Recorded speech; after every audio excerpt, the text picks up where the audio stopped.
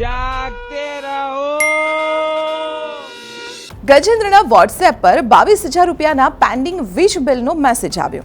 મેસેજમાં payment link આપવામાં આવી હતી અને સાથે અલ્ટિમેટમ કે રાત્રે 9 વાગ્યા સુધી પેમેન્ટ ન કર્યું તો વીજળી કપાઈ જશે। પરંતુ ગજેન્દ્રને આશ્ચર્ય થયું કે ફ્લેટમાં તો પ્રીપેડ મીટર છે, અલગથી બિલ આવ્યા અને તો જમાનો વીતી ગયો છે। ફ્રોડ મેસેજને ગજેન્દ્ર તરત ઓળખી ગયો અને મેસેજ ડિલીટ કરી નાખ્યો। પૈસાની માગણી કરતા ફ્રોડ મેસેજનું તો આજકાલ ઘોડાપુર આવી ગયું છે।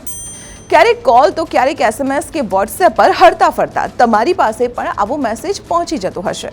આ પ્રકારના મેસેજને ફક્ત ડિલીટ જ ન કરો પરંતુ તેની ફરિયાદ પણ કરો। સરકારે સામાન્ય લોકોને સાયબર અપરાધ અને ઠગાઈથી બચાવવા માટે ચક્ષુ નામનું એક પ્લેટફોર્મ શરૂ કર્યું છે।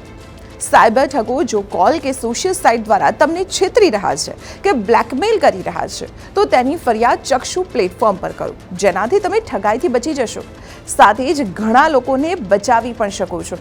ટેલિકોમ વિભાગ એટલે કે DOTએ મોબાઈલ યુઝર્સની સુરક્ષા વધારવા માટે મે 2023માં સંચાર સારથી પોર્ટલ શરૂ કર્યું હતું।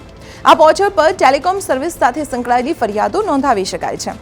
અત્યાર સુધી 13.87 લાખ લોકો મોબાઈલ ફોન ચોરી કે ગુમ થયાની ફરિયાદો નોંધાવી ચૂક્યા છે।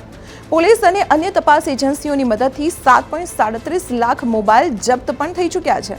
એટલું જ નહીં, ઠગાઈ થયેલી 1,000 કરોડથી વધુની રકમ પાછી પણ આપવામાં આવી છે। ફ્રોડની ઘટનાઓ સાથે 59 લાખ ફોન કનેક્શન બ્લોક કરવામાં આવ્યા છે।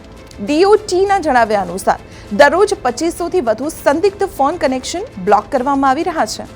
સાયબર ક્રાઇમ પર સકંજો કસવા માટે ચક્ષુ પ્લેટફોર્મ શરૂ કરવામાં આવ્યું। અત્યારે આ સુવિધા સારથી પોર્ટલ પર છે, બાદમાં ચક્ષુને એપ તરીકે લોન્ચ કરવામાં આવશે।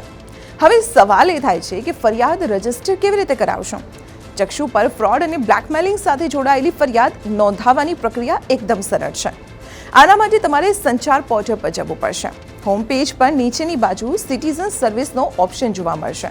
તેમાં જઈને રિપોર્ટ સસ્પેક્ટેડ ફ્રોડ કમ્યુનિકેશન ચક્ષુ પર ક્લિક કરો, પછી કન્ટિન્યુનું બટન દબાવો। અહીં એક વિન્ડો ખુલશે જેમાં સૌપ્રથમ તમારે કોલ, SMS, વોટ્સએપમાંથી જે માધ્યમથી સંપર્ક કરવામાં આવી રહ્યો છે તેની ડિટેલ ભરવી પડશે। સિલેક્ટ સસ્પેક્ટેડ ફ્રોડ કેટેગરીમાં તમારે ક્રાઇમ કેટેગરી પસંદ કરવી પડશે।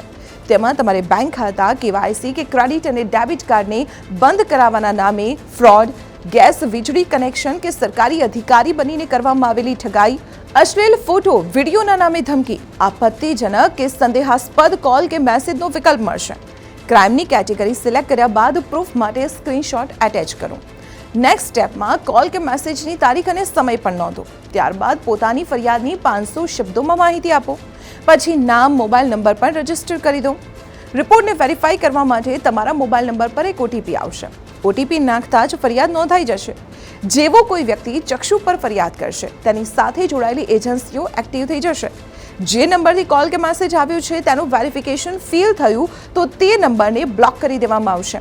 આ રીતે ચક્ષુ ટેલિકોમ કંપનીઓ, RBI, લો એન્ફોર્સમેન્ટ એજન્સીઓ, બેંક, નાણાકીય સંસ્થાઓ, સોશિયલ મીડિયા પ્લેટફોર્મ અને ઓળખ દસ્તાવેજ જાહેર કરનારા અધિકારીઓની વચ્ચે ઇન્ફોર્મેશન એક્સચેન્જ અને કોઓર્ડિનેશન એજન્સી તરીકે કામ કરશે।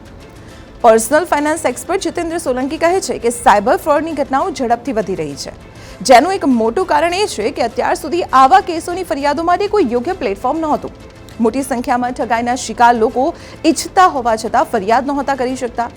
ચક્ષુ પ્લેટફોર્મ પર કોઈ પણ વ્યક્તિ કોલ અને મેસેજ સાથે સંબંધિત ફરિયાદ નોંધાવી શકે છે।